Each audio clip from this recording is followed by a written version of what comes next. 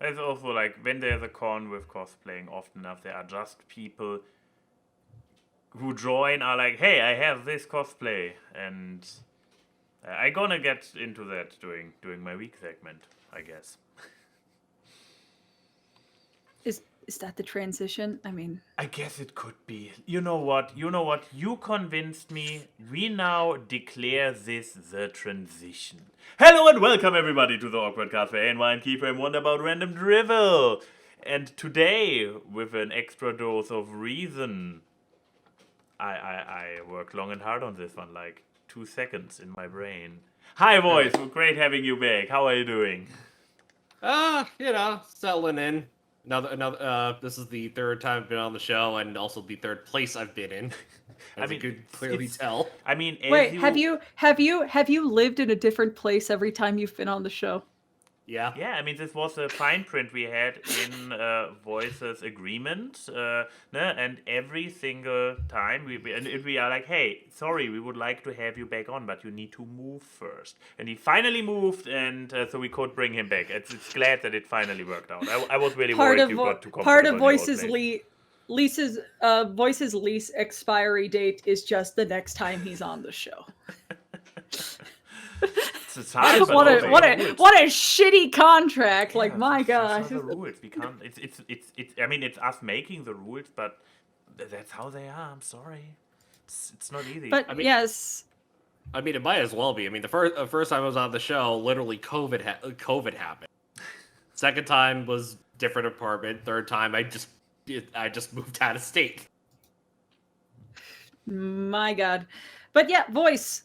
It's been a while since you've been on the show, so why don't you let people know, new and old, who are you, what do you do, and why should people care? Well, most people might recognize me as of course, VoiceOfReason, a reviewer of most My Little Pony stuff from seasons 3 through 9, and lately most people know me as one part of the Haymakers podcast, known for wrestling, but more recently for football stuff. Every single time I keep forgetting bringing the Haymakers up in time. Well, isn't I think the Haymakers is just on his main YouTube channel. Wait, is it? No, it was on. I mean, go to your video. Go to the videos. Oh, there is Haymakers. Right there you are. Yeah. Well. To be fair, the time I uploaded that, Nikki was having internet trouble, so we couldn't actually upload it to the actual Haymakers channel. So, remember. So I briefly just uploaded week 5 of the thing that is Chaos of the NFL to my channel, and but for those who follow Josh Scorcher's Dungeons & Dragons stuff, most people will know me as Jalaram Tanleal, his son Adrian in Shadows of the Old World. And if you follow Eliora's Hyla and Rena campaign, I play Lance Morningstar, the paladin with the stick up his ass. As opposed to Lance Evening Star, the bard who just performs at the open mic nights every other weekend. That's my D&D experience. Well, I know your D&D experience was with Strahd. Yeah, great first game to go into as my first D&D campaign since fucking high school. Yeah, Curse of Strahd. That's an easy learning curve. Where literally every move is, are you sure you want to do that? Yeah, I mean, I'm not too shocked. Someone should ask D&D questions for the Q&A, because I have many stories from my high school D&D years. Because man, those got stupid. Playing with high schoolers is stupid. My first experience playing Dungeons and Dragons was 4th edition, the edition you don't talk about. It was bad. I was the DM. It was bad. As someone who's been a DM and also, one of the players, it's very fun. It's a very fun experience. But yeah, so you've been doing all this stuff, but what's been going on in the life of Voice recently? Have you killed any dragons? rescue damsels, slayed damsels. You know, what have you been up to? Well, I've been through the 9 levels of Bator trying to get here. Well, sorry. Yeah, this year has really been not a good year for me. As of late, like start of the year, I had to quit my part-time job because I was feeling exhaustion. Went to Disney. That was really. I went to Disney World. That was really fun. Final day, I got COVID. When you wish upon a star. And then, oh, and the mouse then wanted to leave you with something. I mean, again, I loved it. The Disney World in May is probably the best time to go. If you don't have kids, because that is the time of the Flower and Garden Festival, and they have their own concert series that runs during the week. And I'm ashamed I didn't go earlier because I think I would have been able to see the Commodores perform at Epcot. That would have been great. I haven't been to Epcot in so long. So many memories. Oh, it's changed a lot. A lot of things are gone. I know that it's changed a lot, and a lot is gone, and that makes me sad that it doesn't fit the exact snapshot of Epcot back in junior year of high school. No, would have been sophomore year of high school. It doesn't fit my sophomore snapshot, so that means it's dead to me, and not the fact that it costs like $1,000 to go there. Well, it's an experience to really, like, if you save enough money, not just for you have to do the parks, the hotels if you decide to stay on site, transportation obviously, because so California to Florida to Orlando is probably going to be a fortune, but also food, extra money for shopping. You can probably Sega and I, we were able to budget roughly, like, for the entire trip for like 15. It was about $1,500 for the entire thing. Yeah, but here's the thing. With that $1,500, I could go to like 3 other places and do things. Like I travel for a living, man. I pick and choose my battles. Right, but nothing really beats Disney. I live near a Disney. I'm fine. You mean the inferior one? No, it's the better one because you can actually do everything within a day. Yeah, assuming you get in on time. I still can have just a lovely day trip to Disney. They have engineered Disney World that you have to spend a week there and suckle every bit of money out of you. So I'm in the less commercialized Disney. That's all relative, but it's the lesser of two Mises. So yeah. But yeah, so you got COVID at Disney, and then you moved. Well, attempted to move. So what happened was, new job, new opportunity through my company. It ended up being a parallel move, so no change in salary. But what ended up happening was, basically a lower cost of living was going to be happening from New York to Ohio. A lot different as far as taxes are concerned. Gas a lot cheaper here. Housing much more affordable. Right. Currently, this apartment I have is in the city. In the city for like I want to say $1,500 a month. If this was in Manhattan, I'd be paying $3,000 a month. Yeah, that's Manhattan. Yeah. But that whole thing was an entire nightmare just trying to get here because the time I was trying to look at apartments, I was flying in from Albany to get to Columbus.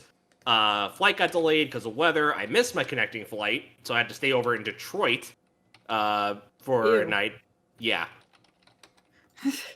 Then I got my stuff, did a tour. I was looking at some really nice, looking at some apartments that did not show what's the word I'm looking for? Did not show what was displayed on their website. It looked terrible and kind of disgusting. Ah, one of those. Yeah. You got catfished with apartments. Mm-hmm. That's always great. So I ended up looking at one apartment that was sort of like in the middle of where I wanted, like compared to like a really nice but kind of expensive one compared to, and somewhere in the middle. I applied for the middle one. I was ready to go aboard, except there's one tiny problem. New York has renter protection laws, meaning Ohio needs prior renter history regarding have you ever been evicted or have you ever been late on rent. New York has protections against that. So because of that, there was a whole administrative bull crap that ended up me losing that first apartment. See, in theory, these protections protect, but like the mafia, if you leave, you're not protected. You know, you're in fact screwed. Yeah. So ended up finding a place that had was in the city. It's really nice. I'm not sure if you can see in the background, based on the title card, but I got a standing washer dryer.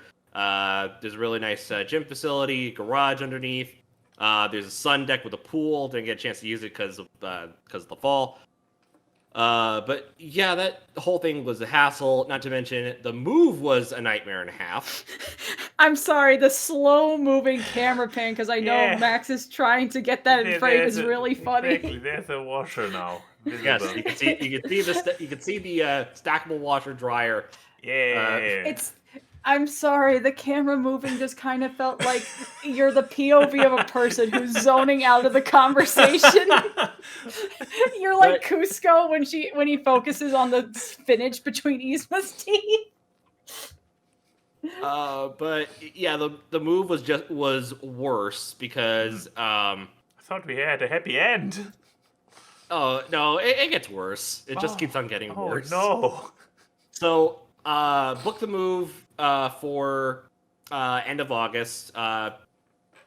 People came, had everything packed up, moved on to the truck. And the drive from New York to Ohio was about 10 hours or so. So we stopped stayed at a Marriott. Really nice. And then weak people staying at hotels on your trip. When I was traveling into the Midwest, we took a Greyhound the entire way. Well, there was no stop. Well, I had to take my car.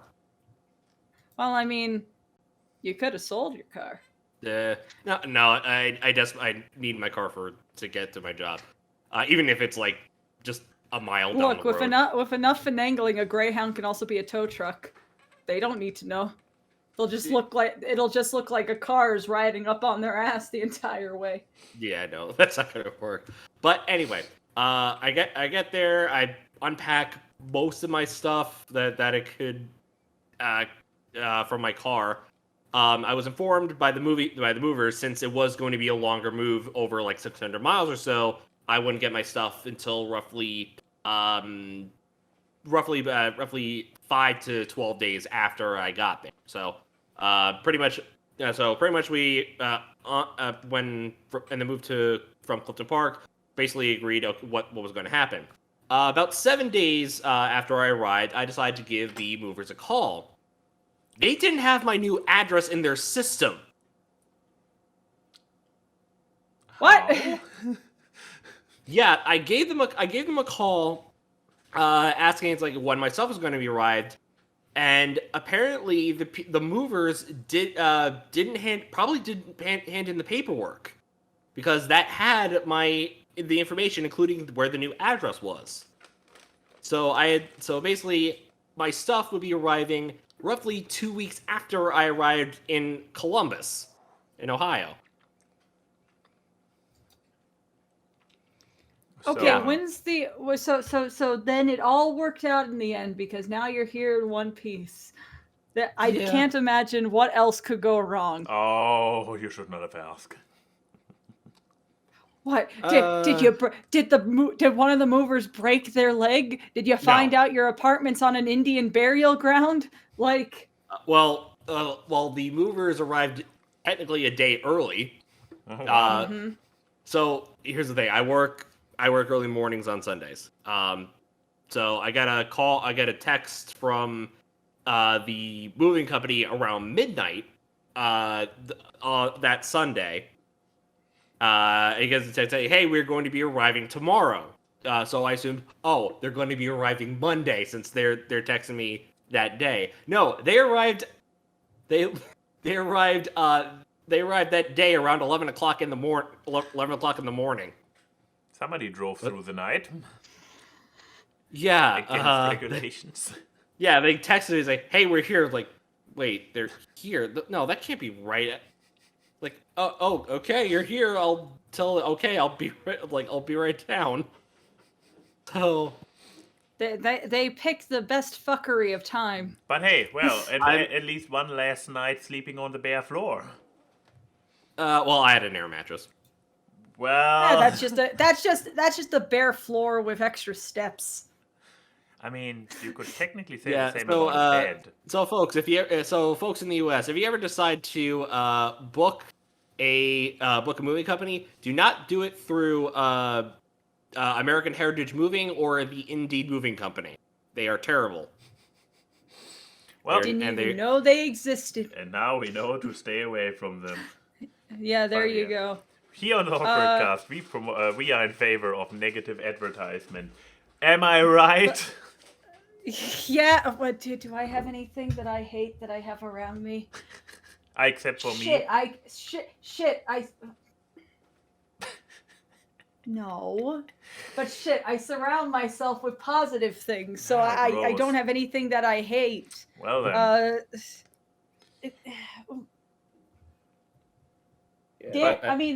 I mean, Miraculous Ladybug is starting to lose in my favor, so that poster could possibly be that. By the way, they started uploading the episodes in English online. Oh my. You're gonna hear my opinions soon. Not right now, but soon.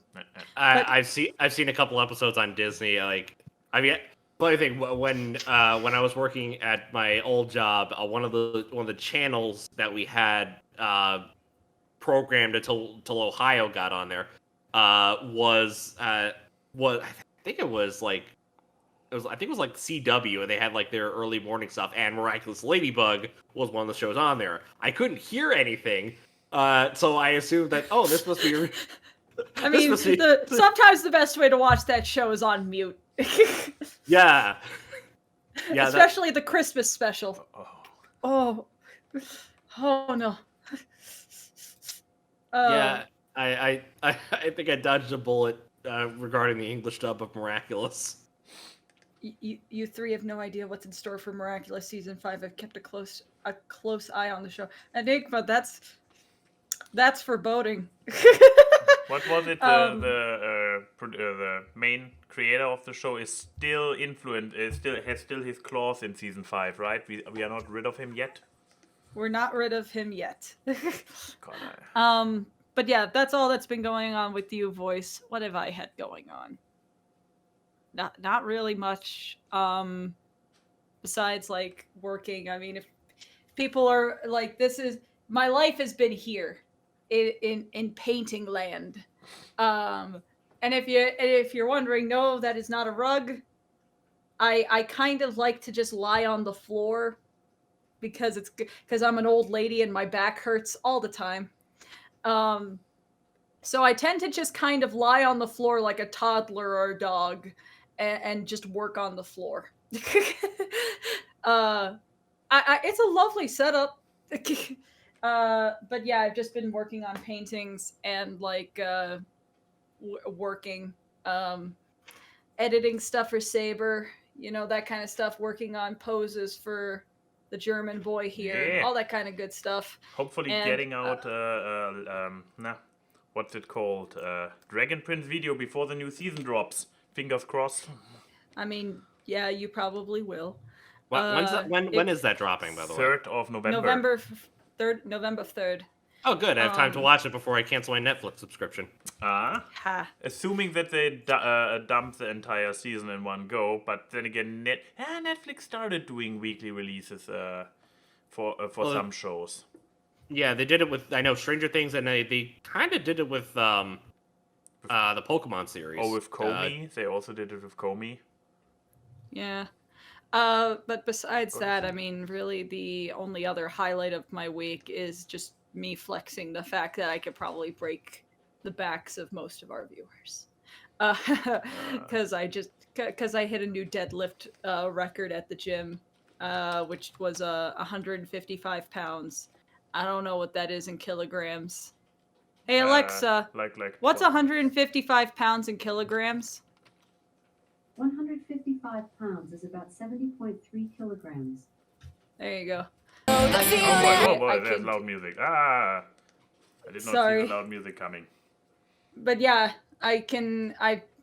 training it in the raw audio that some people can hear, because I put it up on Instagram. My trainer was just very proud of me.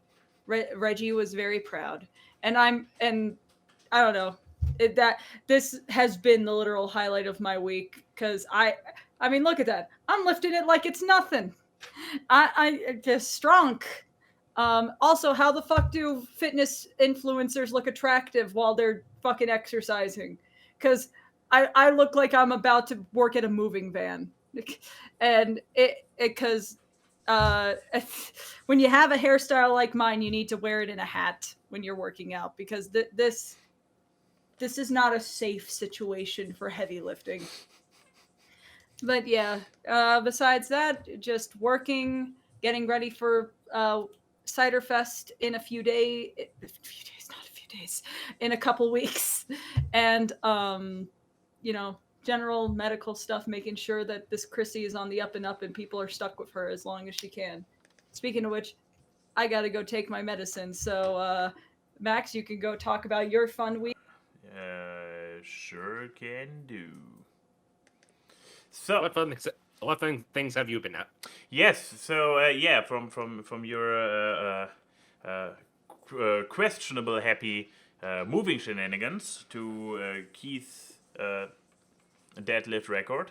I was the last 2 days together with Denim on the Max in Berlin, which is Max is a manga and entertainment expo. They love their X's, but yeah, fun little con. I brought a few pictures. So first of all, we rocked again our Hellraiser. This time a little bit upgraded.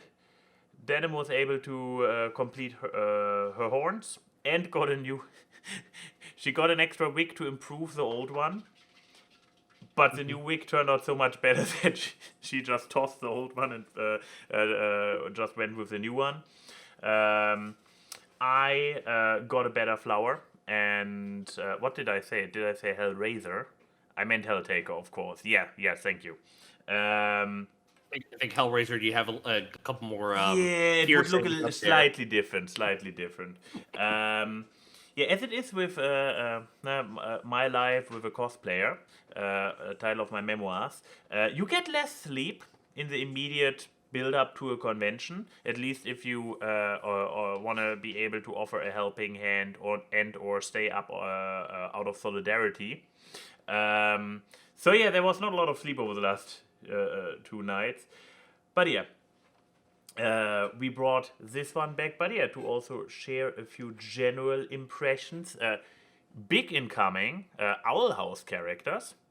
Didn't expect this necessarily, especially at an anime convention, but this was actually not the only amity we had running around. I don't think I have it uploaded just yet, but we had a group shot of an entire.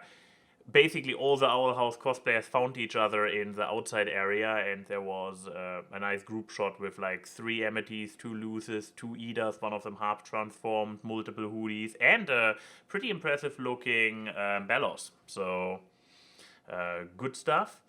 Just Avatar all-time classic. Commitment here. She actually is running around at a convention bare feet. Oh, wow. That was like where I was like, Damn! On the topic, as it's probably still in the intro, yeah, it's an anime convention, and yet you have Ciri and Geralt from The Witcher there, which, I mean, there's probably some Witcher anime clip or manga out there by now, but not necessarily what you think of when you hear Japanese AP. Oh, and this guy. Oh, it's Key missing him. Maybe I bring him back at the end for her to look at. It's a good man. Then also a few additional picks. Oh come on! Don't be like this. Gonna be like that. Yep, it's gonna be like that. Twitter, come on, buddy. Your usefulness is very limited. Showing pictures is one of the few things you are capable of, but apparently even that is fading brutally. But yeah, so I guess while this is loading, oh, of course, the moment I start There you talking, which doesn't come through in this picture, sadly. This dude is like 7 feet tall. So he picked a very nice. He's the sand guy from One Piece. Crocodile from One Crocodile, Piece. right? Exactly. And he's like a head taller than me, so he picked his cosplay very, very neatly. Those two also very lovely, but yeah, not really. And then again, you could say Resident Evil is like originally a Japanese IP. So this still counts. This still counts. We accept. Really. Anyway, so mechs in general. Yeah, as an anime convention, it is. I just looked it up earlier on Wikipedia. Especially before Rona, it was one of Europe's biggest conventions, which is surprising. Like when I directly compare to Euroferns, where I could probably talk an entire podcast. We talked an entire podcast about it, I believe. Yeah, fun fact, we met them on Saturday, and then the next day they also came in as Helltakers. I mean, they had real pancakes, but otherwise I dare to say that Denim and I did it better, right, for direct comparison. Just saying. Real pancakes alone don't a superior cosplay make not. Yeah, then, oh yeah, okay. Also, plenty of Nier Automata characters running around. There it is. Perfect.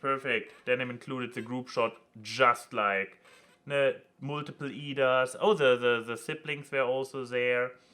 Oh, it was only one loose. Apparently, I lied before. But, yeah. Owl House. Big hit on anime conventions. Not complaining. One thing. Oh, and those two. Eddie and what's his face? What's the face from Stranger Things 4? Exactly. So those two were so great together. But yeah, then there was an absolute fuck ton of Genshin Impact. The Max was even sponsored by Genshin Impact, so I believe I did oh, and of course, so. Yesterday, as shown before, we went as Helltaker. Today, I just went as the Hello Fellow Kids meme. Which, I was wondering, like, how do I best pose as an older man trying to fit in with kids? And then it struck me. I don't even need to pose or act in any way or form. I'm literally an older man trying to fit in with the kids. Because anime conventions... Furry conventions have a pretty decent average age where I'm not feeling completely out of it. Anime convention, I'm feeling like a kindergarten supervisor. Like, oh, kids, go through. Yes, it's all 21 and under. It's I don't even. But yeah, 4, because many people have probably no clue what Denim is cosplaying at. Which is not a diss against the franchise, it's just the fact that it is from an app, which is a gacha, shame on you, for Disney... Wonderland. What's your name?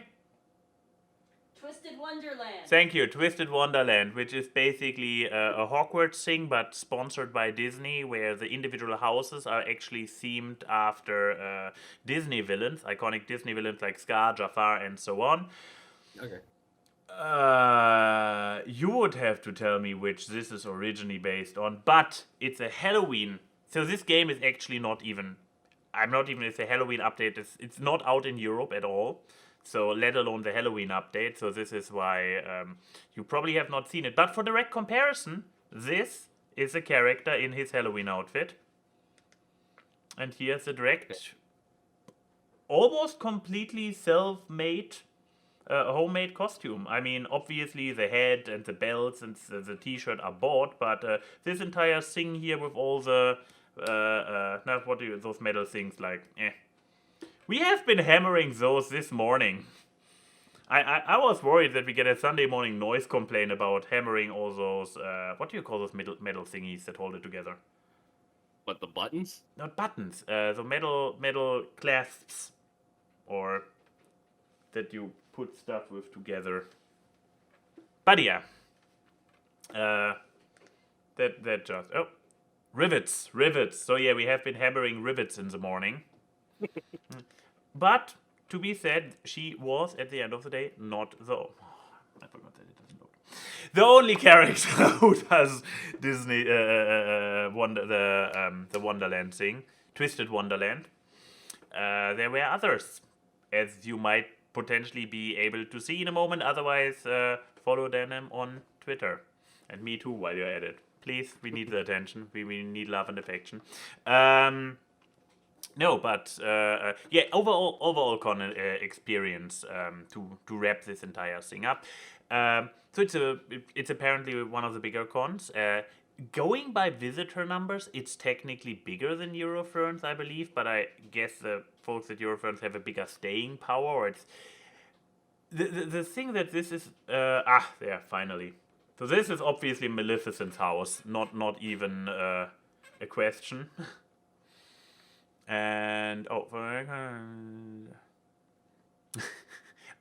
okay, based on Ursula. Okay, and this one, is this also Maleficent?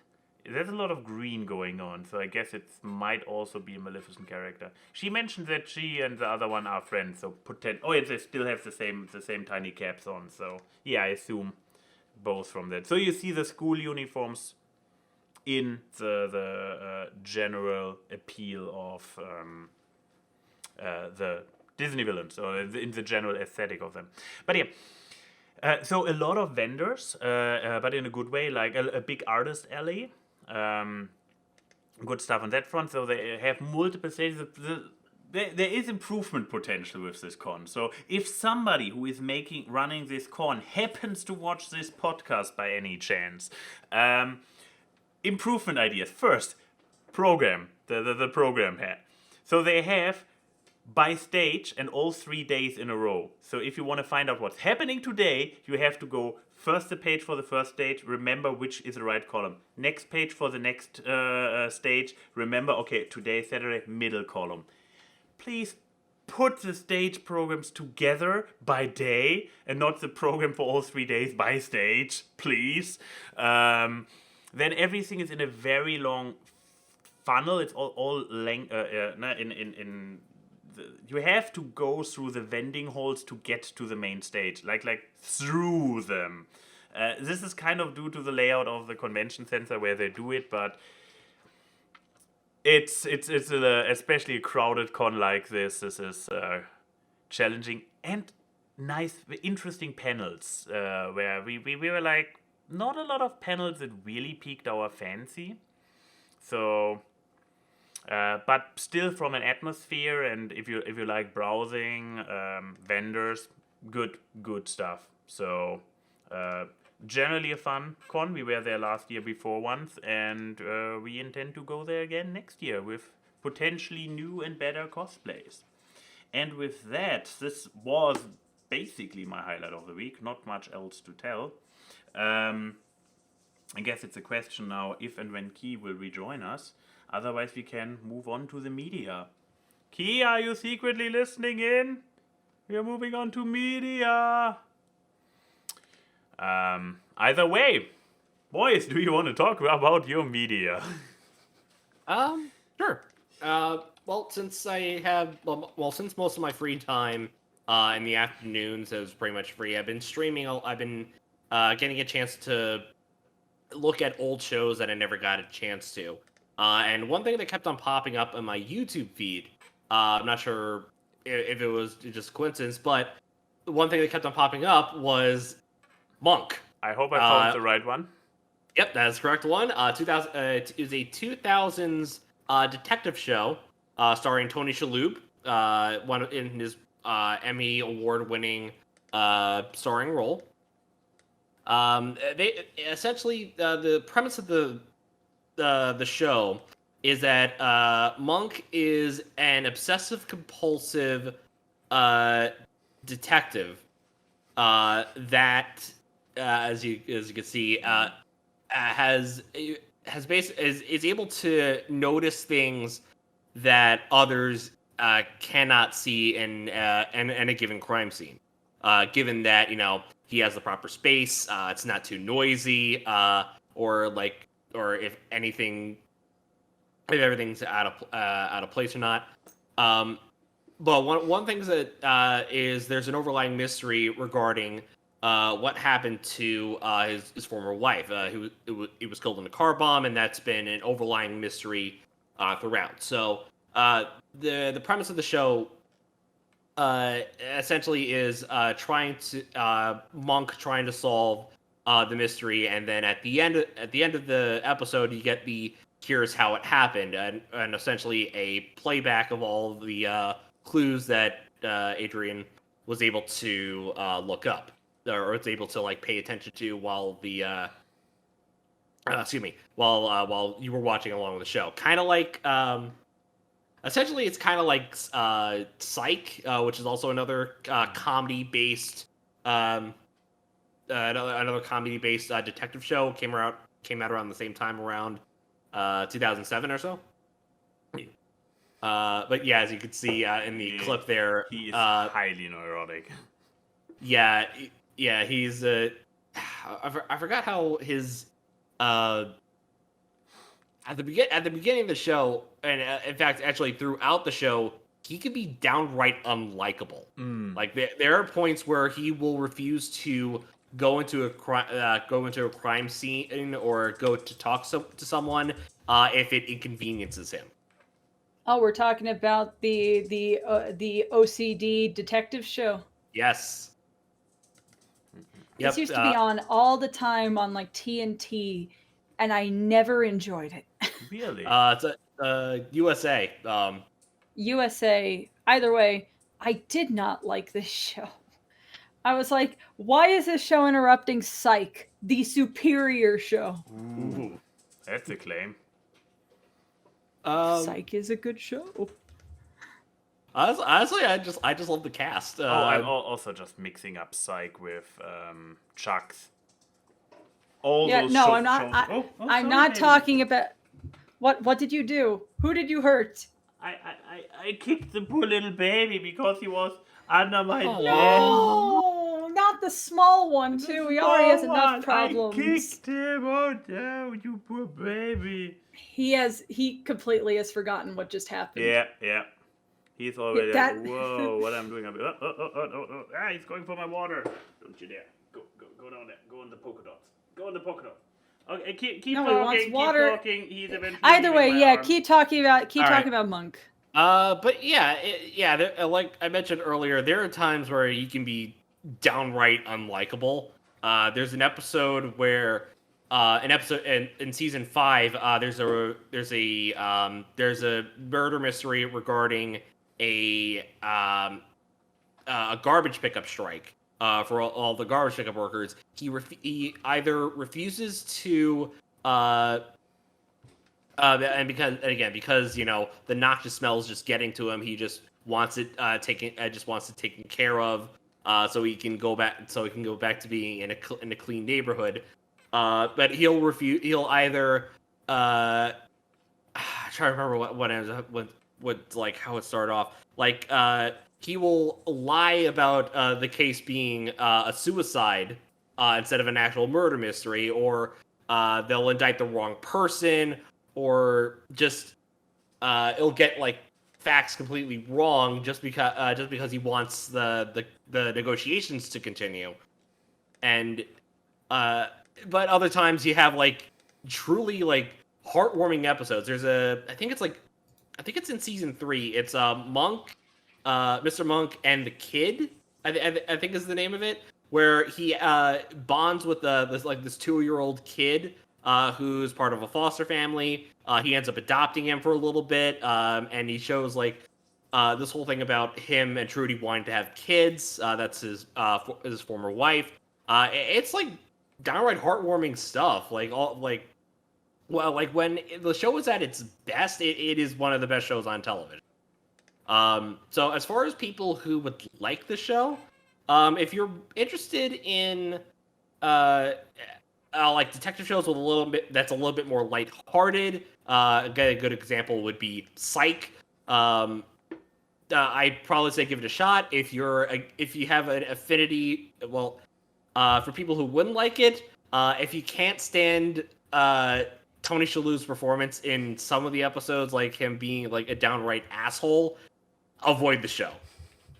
Maybe stick with Psych, or try to think of like a really good lighthearted lighthearted detective show. Maybe Castle. Castle is fun. Okay, then yeah, moving on. What, do you want to go, or should I go? I can go as well. I'm currently trying to find you. Oh, I found it. There's yours. Oh, well, I guess I'm talking about my media.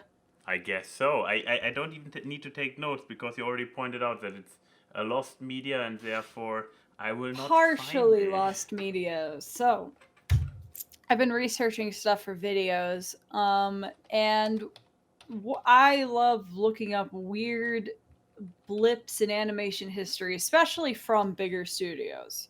So Hanna-Barbera made quite a few films in the 70s and 80s, and one of them is this film called Rock Odyssey. It's this film that's like, it takes place over multiple generations. It's a jukebox musical feature film because it has music from like the Beatles and like Wake Me Up Before You Go. It has a lot of like well-known music. And it only has one talking character, which is a literal jukebox that's played by Scatman Crothers. And it's just a story about this teen idol named Laura, who's the blonde girl. She's trying to find her true love. And it goes over, so there's a few clips, and I'll explain why I'm saying this is partially lost media. And it goes through, 4 decades of classic rock. Each love interest that she has is a different era. So there's a 50s love interest, a 60s love interest, and a 70s love interest. And this sounds fascinating, and it doesn't look like a Hanna-Barbera film at all. But this film has only aired once in the United States, and that was at a film festival in like 1987 in Los Angeles. It's never aired on TV, never put on VHS, DVD, Blu-ray, streaming, nothing. It has only aired in like Latin America and Southeast Asia like a couple times over the past, this film came out in 1987, so do the math, in the past like 3-some decades. So, and all that's here is like some really crusty footage and like a bad Spanish track. It's hard to find the English track for some of these things. And I just find this story fascinating because when I look at these clips, I'm like, there's ambition behind this. Like, it's a very, I like how weird it looks. Like, these are not like the most typical character designs. I think there's just stuff that's really cool in there. And it just kind of is lost to the sands of time. But it's not, because it's in the Library of Congress. So you can go and request to view it in the Library of Congress. So why this has not been released in this day and age, I don't know, and I just want to make a video on it and try to get people to look into this more, because with the power of the internet, people will do things. Because I feel like this is something that more animation historians should talk about. I mean, that's how we got the release of the Saban Sailor Moon pilot. Exactly. And there's a bunch of sexy women in this movie. I'm sure there's enough horny internet people to demand a proper release of this movie just for that fact alone. I was about to say, like, with some side lenses, I was like, Jesus, do I have to worry about getting a strike for adult content? Because and this is a Hanna-Barbera production. I am not used to this combination. My favorite piece of trivia in this is that they had to add an extra segment to this to be because it was shelved in like the early 80s, because production on this started in 81. They added a whole sequence which just had Hanna-Barbera cartoon clips set to Wake Me Up Before You Go, which I don't know what the idea behind that was, but I don't know how I would have felt if this movie got released and I went to the theater to go see it. And this was the time where there were like Ralph Bakshi movies and all this shit, so there was some adult animation out there.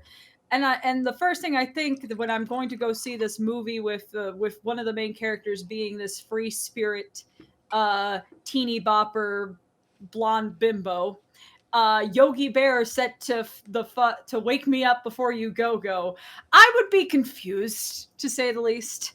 But that's the thing I love. This is so confusing. I want to know, why has this never been released? It's obviously somewhere. They showed this in Southeast Asia in 2010.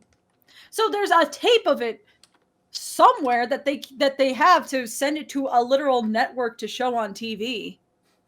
And like even the most like animation enthusiast people I know of don't know about this, and I just find that fascinating, because Hanna-Barbera is just one of those studios that everyone just has at least a little knowledge of what it is like, and I want people to look into this. I think it's a fascinating story of like something that could have been lost to time forever. And the fact that it could have a possibility of it surfacing again, I feel like it's inevitable. I feel like that more people are going to talk about it, because it's going to be like, what's that like adult animated Hanna-Barbera film that never got released? Clickbait title. And then it's going to happen. It's going to it looks like a clip from Heavy Metal. People are going to find this too fascinating to not do, and then get severely underwhelmed when the full thing eventually comes out. That is my prediction. Yeah, it honestly looks like a combination between Ralph Bakshi's American Pop and Heavy Metal. Yeah, I with a bit of rock and roll in there, personally. Yeah. Which I love all three of these movies. American Pop is my favorite Ralph Bakshi movie, so I want this out here. So yeah. Who would like this? I don't know, because I can't find the full thing. Who would you recommend? Who should check this out? And who should probably stay away from it? The people who work at the Library of Congress who can sneak me a copy of the movie should definitely check this out and send it to me. People who shouldn't check it out, the police, in case there is a copy of Rock Odyssey missing from the Library of Congress sometime in the year 2023. And then it's suddenly leaked onto internet streaming sites. Which, that's my big question. Do you think, since this film just never got really released anywhere, that someone could upload this and not get copyright struck? Because it's like, what are you benefiting from it? Why did you put this in the Content ID system if it's the last time someone saw it was 12 years ago in Southeast Asia? But this would also mean that it is available not just in the Library of Congress, but also in YouTube's Content ID library. You're right. We need to invade YouTube. Susan Wojcicki is holding Rock Odyssey hostage. I mean, assuming. So we first need to get our hands on it, to upload it on YouTube, to then figure out if it gets copyright struck, to then break into YouTube to steal it again. I see flaws in the plan. I don't know, but I will find a way. And so yeah, expect that video from me next year, because I would release it this year, but I do want to actually incorporate me going to the Library of Congress to go see it as part of it. And I can't really, I'm not going to make an impromptu trip to Washington, D.C. right now. I have better things to do. Is this going to be like a 2 to 3 hour movie, like, what's his name, the Nicholas something guy who does those weird trips to Japan and whatnot for McDonald's? What, Nick Robinson? Nick Robinson, yeah. Is this going to be a Nick Robinson-esque thing, which is like half vlog and journey, travel? Less Nick Robinson, more Ted Nivison going to every rainforest cafe in the United States. Less serious. I don't want to hit that echelon. I want to hit right below.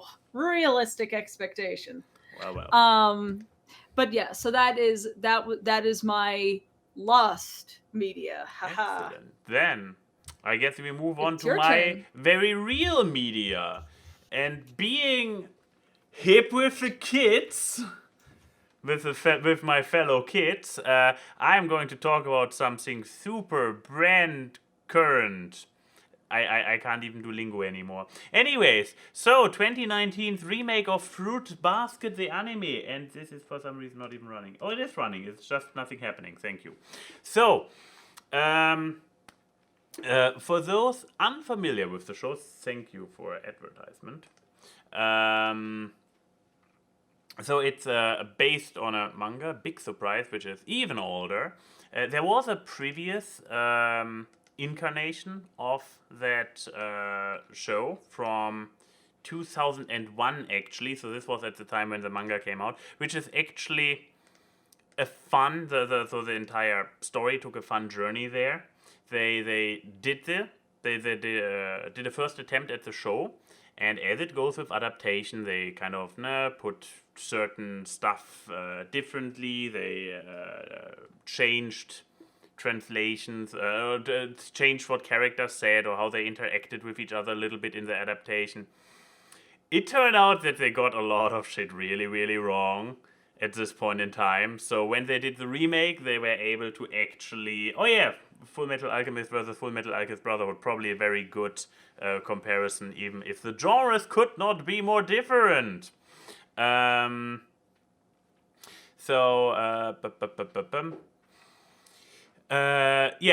they apparently in the original show incarnation, which Denim watched at her time when she was courting age,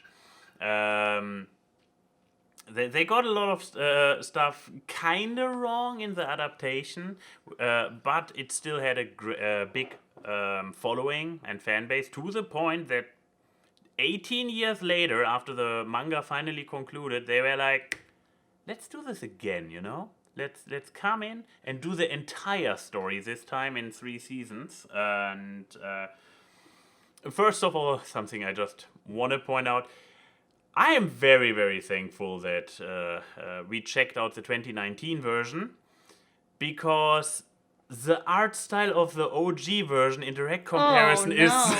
Yes! Oh god, I have so many. What's up with the cats? I can say Okay, this is probably goes a little bit into the premise. I know what Fruit Baskets is about. Brett watched this version of Fruit Baskets back in the day. Wait, the left one or the right one? The shitty looking one. So the left one, the incomplete one, which also. Yes. Well, also keep in mind this came out in 2000, so like a lot of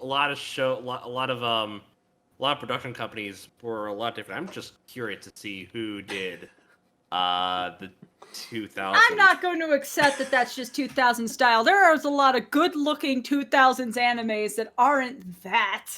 It was. Hang on, I'm looking.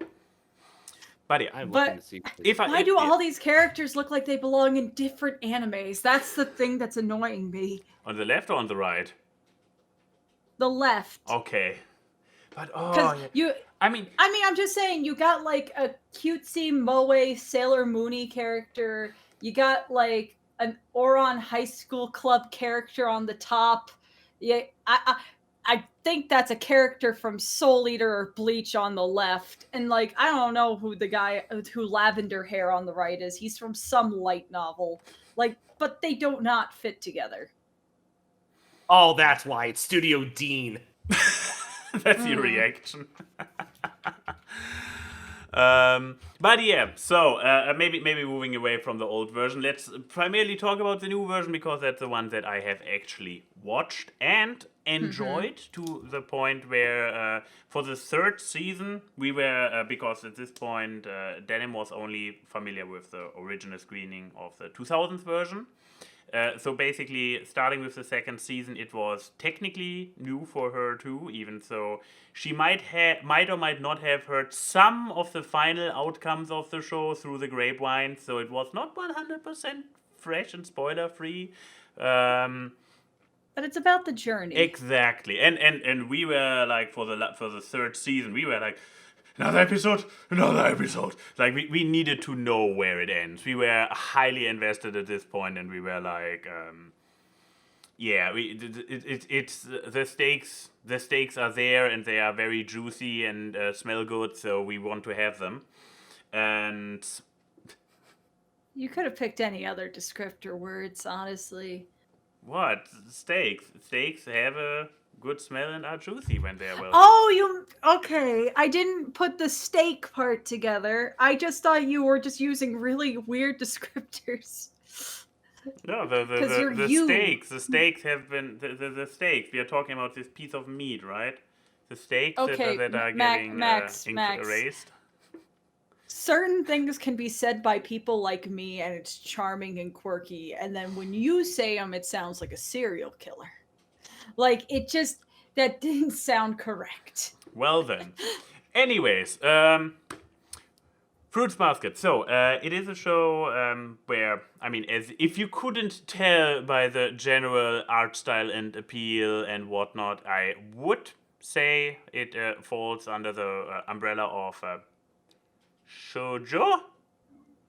Shoujo The anime? opposite of show. Shoujo, Yes, yeah, the opposite of shoujo shoujo. anime. So it has a very strong romantic It's a aspect shoujo that- reverse harem. Yeah, kinda. I mean, you mostly have those two guys who are very interested in what's her name? Honda is her last name. I can only remember her last name. Toru. Thank you, Toru. And but Toru gets to know more and more of their family, and basically everybody falls in love with her, but not in a romantic way, more in a like, she is the greatest, she is so nice and so lovable and such a fucking airhead. So she's a very, very she has a very good heart, but she's the reason I stopped watching the show. that could be. I do not like her at all. Yeah, she was actually like, this is a great selling point. Shows where the protagonist is a least likable character, at least from my point of view. Add to the list. Yep. She is an absolute airhead, and she is always like self-sacrificing for others while she has her own airport baggage claiming zone full of issues. Yet she's always like, oh no, smile and everybody. And she's exhausting. She's exhausting, but apparently she gives all the characters around her a lot of energy boost. But maybe I should go to the actual premise of this show. Which, on the one hand, I could imagine that it would be super fun to go into the show without knowing what the premise is. But on the other hand, it's literally explained first episode, maybe second. So, everybody familiar with the Chinese zodiac, like red, dragon, boar, all those fun guys? Ox, yeah. Exactly. Yes. So, God, as in like capital G God, but only one of them, Japanese mythology, I guess. God had a nice dinner with all the zodiacs and the cat. And there was a thing like, hey, God was like, hey, let's keep doing that, and this premise by God, and this is technically the backstory. This is we have to consider this a canon backstory of the story. That this kind of really happened. That God sat down with the 12 zodiacs plus the cat and was like, this was great. Let's keep doing that. Which had the consequence that all the zodiacs, the spirits of those animals, kept being put into one family has now a blessing, a curse, whatever you want to call it, of having constantly reincarnating those spirits into members of the family. And it comes with the fun side effect that when you get hugged by a person of the opposite sex, you go poof and turn into the animal that you represent. And what a shitty power! It is. I mean, later in the curse, it gets legitimately referred to as a curse because it leaves people like, imagine you are a little baby boy, and you get put as a baby boy right after your birth in your mother's arms, and you go poof. So basically, all of them grow up like, and the entire family is fucked up. The entire family.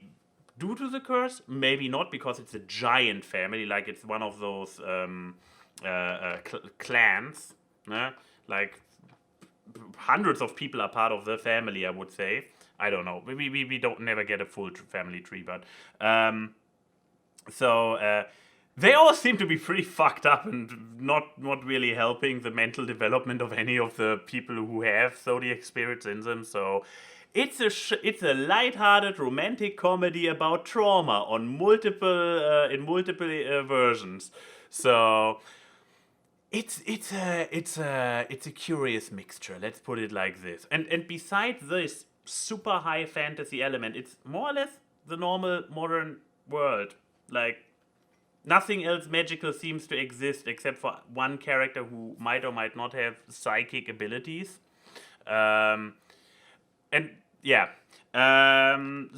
entire journey is like Toro Honda coming in contact with this family, moving in with this family, because of course she does, and getting to know more and more of the family. And one thing that I just want to say about it, because it kept irking me, this entire going poof thing, it's like the big fun thing that keeps happening every 5 minutes in the first few episodes, and later on you barely even get to see a single poof of additional zodiacs that get introduced later in the story. Like the fun, silly, wacky gimmick gets completely sidelined for the trauma and everything. And it's like, yeah, he's a zodiac. I believe. Do we ever see the sheep?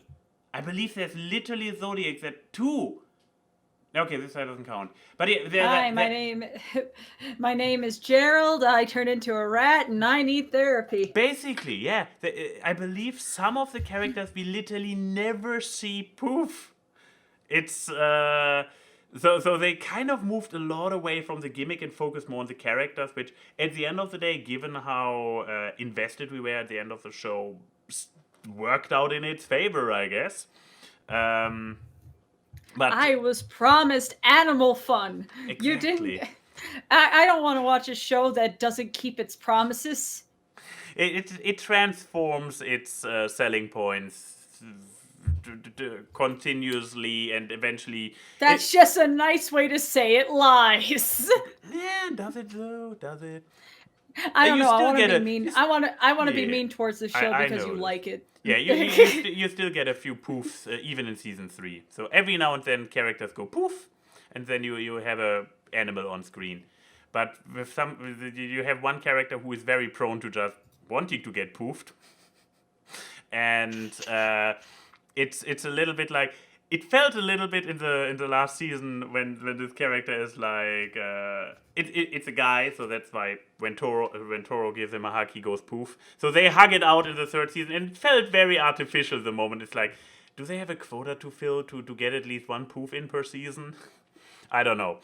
But overall, with all the stuff that I mentioned, if this wild combination... Wolfhead saying literally sounds like dramatic Animorphs. I really like that description. Yeah. So if you are interested in dramatic Animorphs, this show might be something worth checking out for sure. If it sounded too much like a wild conglomeration of ideas, maybe give it a skip, but it has also now been out for a while. It has a cult following for a reason, I would say. And if you can overcome specifically Toro's antics. But the anime starts out very differently than it ends. Like it starts with especially those two guys constantly beating each other up and breaking the entire house over and over. They don't do this. There is no cartoonishly beating each other up and breaking walls anymore. That was the best part. Yeah, except That was the best part, though. I like to laugh. I don't want to be reminded of trauma. there is no animal poofing anymore. There is the abuse gets from oh, there's something weird and dark and creepy going on to holy shit, this is physical abuse and people end up in the hospital again. So Lame. I know, Lame. Lame. The original show was better because at least Totally. it had antics. Yeah. It was ugly, but God. But that is my and some cringy tropes, some so cringy tropes. So he has a girls fan club in the high school. Thankfully, as many of the wacky stuff, it fades out after as the seasons go on. Still, I would recommend it if it sounds in any way or form like something that you might be interested in. It's 3 seasons. It's finished. It has a proper concluding ending. This is nothing. Nowadays, shows either run until the cow turned into a dead horse that gets still milked with a stick somehow. Those metaphors mix well, right? And or they get cancelled. A show that is allowed to go do its proper run and have a conclusive ending, if you just long for that alone, there you go. But with that, Keyframe, tell us something about this art of the week. It's pumpkins. Excellent. Can you tell us something about the artist behind it? What motivated them? And what does it represent? Pumpkins. No, so I got to design a new holiday shirt for DA Games, where I turned the Knockout crew, which is Sean, Will, Chris, and I, into jack-o'-lanterns. I did have a lot of fun with this. I like the shading that I do for these things, which is more solid cell shading than I usually do. I really like my pumpkin. I'm sorry if that sounds vain. I like the doofy expression and the guts making my hair. And I'm also the only one without a nose. That is purposeful. But I really like this. I think I did a great job on it, and you can get it as a shirt on Teespring. Put my art on your body. It's the only way that you'll get that unless you commission a tattoo from me, I guess. So, but this one's less committal. You know, we stand non-commitment. But yeah, that the pumpkins. I am really tempted to make a jack-o'-lantern. That is the expression I made for my pumpkin this year. Just and get like a blue light because it's just so funny looking. I know a lot of people specifically have been asking, like, why did you knock yourself over? Or, God, Chrissy's pumpkin is a mood. I feel bad for the people who think this is a mood, and also I agree. And why did I knock it over? Because it's funny. If I'm going to make fun of someone, I'm going to make fun of myself first. What am I going to do? Knock Sean over? That's mean. I mean, you have already been kind of mean to Sean in this picture. You just confirmed that he's a plant. He's a gourd.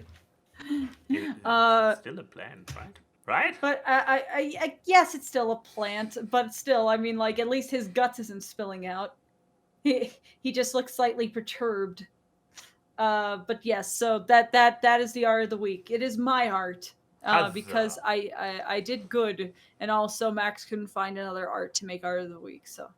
Yeah, draw more fan art of me, Key, and potentially future guests. You just have to be like figure out who the guests are before we know. Yeah, just draw me and Max like Exactly. beating each other up violently. I'm Yes, sure that'll excellent. be great. I mean, we will use it. We need the We art. will yeah. we will use it. I mean, as long as you make it funny. Exactly. Yeah, it should not get us banned on Twitch.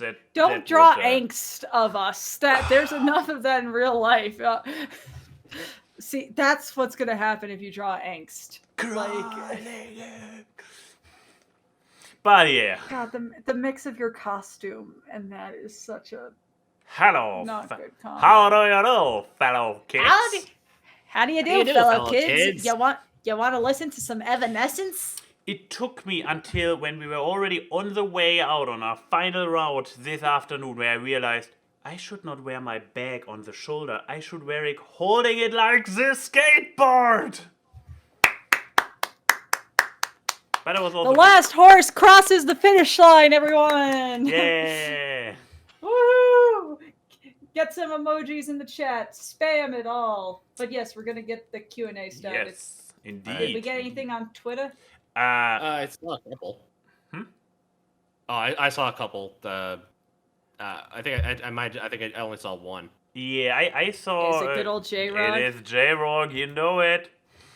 Yes, so, for all three, would you rather have all your favorite anime characters, on topic, come to life? Oh, this sounds like some Christian stuff. Or have to choose one anime universe to live in? Oh, that's... Live in an anime. Wait, so what was the first one? So, do you rather have all your favorite anime characters come to life, or maybe all the characters from your favorite anime? Because otherwise, that would be a crowd, depending on how much of a the harem I would have. Oh Jesus! So okay, let's make trouble it. I would get in. But leaving it to the individual, how they would interpret having all their favorite anime characters come to life, or choose one anime universe to live in. So basically, go either isekai your favorite characters in our world, or isekai yourself into an anime world. What all would right, you rather boys. Well, do? you're our happy little guest boy. So, what would it be? Well, here's the thing. My favorite anime is Baccano. If I bring those people to the real world, I'd be in so much fucking trouble. This is the boxer one, right? Sorry, no. Baccano is the gangster one from the 1930s. Yeah, in it's the Chicago. gambling. Yeah, it's New the York. gambling one. Or yeah, but with where people say that arguably the English dub is better than the original Japanese dub because they actually can do the accents. Yes. Ah. Yep.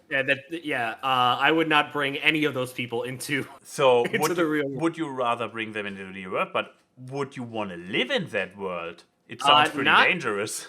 If I get a hold of the elixir, I would. But if I had to, I would probably choose, again, like if I had to pick any world, I would isekai into an isekai. And that is Log Horizon. Because that's a good one. Because there is no consequences for death in that But yes, series. but which one would you rather do this? Is a would you rather? I mean, you have your two scenarios, but which one do you pick? Didn't they? I'd isekai into an anime. Okay, good. It's just not often we hear someone actually explain both sides. But this is one of the rare times we actually have one that kind of goes into like a what we have kind of thing. Yeah. Okay. I need to think about this. This one's hard. Yeah, what even is my favorite anime? So, I don't know. Avatar: The Last Airbender is my favorite anime. Let's see the Flame Wars. I mean, that's the thing. I was going to make the joke that my favorite anime would have just been a Western cartoon. I mean, my favorite anime would have just been I'll just pick Scooby-Doo. It was designed by a Japanese person, which is true. But like, and the Zombie Island and stuff was made by the same studio that made Lupin, so technically it's an anime. No. Okay, so if I brought my favorite anime characters, like I said, I would have a killer harem. I could get Spike Spiegel and Lupin and Space Dandy. These are all 3 versions of basically the same character. I mean, I would probably throw Sailor Mercury into the mix because she sounds like she would be a great best friend. And then maybe I could just steal her crystal. I'm not sure it would be compatible with me, but I could try. I would make a great cosplay. Wait, one of my favorite anime characters is just the concept of Pokemon. Would I bring Pokemon into the world? All of them. How many are we at right now? I lost We're track. going to probably hit 1,000 when Scarlet and Violet comes Because... out. Okay, just Espeon. We're just bringing in Espeon. To say like no. So I would have a best girlfriend, 3 boyfriends, and a pet cat. This sounds like a great combination. But if I could isekai into a place, I mean, my favorite anime is Lupin. Like the entirety of franchise of Lupin the Third. So like, that's a dangerous one. If people around him keep dying. Yeah, that's the thing. The string of Lupin girls that aren't Fujiko Mine are either they die, they become the villain, or Lupin just fucking leaves at the end of the movie. So I'm stuck with one of those options. Because just because you isekai in there doesn't mean you get to make your own self-insert fanfic where you get to just be part of the crew now. You are just a character in that world. So yeah, I think I'm going to just have them come in here. You know, just... And I'm bringing just Lupin in there and just bringing Space Dandy and Spike, so they're not going to have the means to leave. Because they're not going to have their crew with them. They're stuck with me. And I mean, I'll have a psychic type cat to keep them at bay. So this would be great. So you go for the make them real option. Yes, I am making them your real. harem out of there, into there. Now I'm struggling with like, okay, what anime? What even is my favorite anime? I mean, the last few ones I talked about on the show were all problematic in their own way. Like, not necessarily bad, but they had issues, and I would neither want to have the issues come here nor go into the world. What about your childhood favorite anime? Childhood favorite anime. Because that one is more like a core memory kind of thing than favorite, but I feel like that's just easier to narrow down. Keep in mind, I am old. The first anime I watched was Heidi, like the legitimate Heidi thing. In hindsight, Maya. In hindsight, I found out that they were animes. You can have childhood or adolescence. And then it would be like, it's still childhood. Dragon Ball, Sailor Moon. These are all good choices. I don't know if you would want to live in one of those universes. I was about to say, we saw when what was it when the brother arrives. What, Cell? Yeah, Reddit. Yeah, when Reddit arrives, we all saw how a regular human does in the world of Dragon Ball. So this is no place I want to isekai in. I mean, hey, in the Sailor Moon universe, you could possibly get I was gonna say akumatized because miraculously. I was about to say this is also in the Sailor Moon universe. The average people also do not do well. You don't die, though. You don't die. Sailor Moon purifies you at the end. You could at least say you had a fun adventure being a villain. But yeah, so, are those favorite animes? I love a lot of them aesthetically, like Kill la Kill, but this is also like neither one where I want to go in, nor where I want to get the characters out. Okay, what about, like, One Piece? What about One Piece? One Piece is also fun. I guess the One Piece is real, and there's plenty of chances just to eat fruit and you become superhero. Yeah, this is a good way to get into superhero business. That's true. The only downside is you can't swim. That's only if you eat the gum fruit. No, every devil fruit user can every swim. Fruit is this. Every devil fruit has can't swim. That's the insane thing. You're living in a world that is 90% water with just a few islands, and I'm not even sure if they have any continents going on anywhere. But it's made. I mean, the Sky Islands kinda is a continent. It's big enough. Fuck right, they went to heaven at some point. I forgot that part, and they met God. This gives. Oh no, this is still not helping. I was about to say, like, do video games count? I mean, Because if they're made in Japan, which a lot of them are. That's a tough one because there are video games that get adapted into anime. Like Good Persona. I'm sorry, I would not want to be in the Persona universe. That's technically probably because usually, I if you are not a it's like Persona user, people around you die. Wait, I have a suggestion for what you can Oh. isekai into if we're going with anime. Go into the Phoenix Wright universe so you could just become an attorney and yell at Phoenix Wright. Oh. Take out your aggression onto Phoenix Wright. I would die at age 40 at an aneurysm, but I would probably die very fulfilled. You know what? Due to the fact that I don't really come up with any great better ideas myself, let's do this. I isekai into the Phoenix Wright universe mostly to shout at people for stop being idiots. There's a great animation that came out recently by Dubis Goobis, who's one of my favorite animators, where he's just where he defends Maya from nuking the country of Turkey, and Edgeworth is just like, well, how do we know that she didn't do it? Because we presented all this evidence, and the judge is like, nope, I forgot. And he's just, it's so dumb. The Ace Attorney universe is so stupid. I love it. I don't like to play it, but I love seeing other people do it. But okay, there's your answer to that question. Let's see.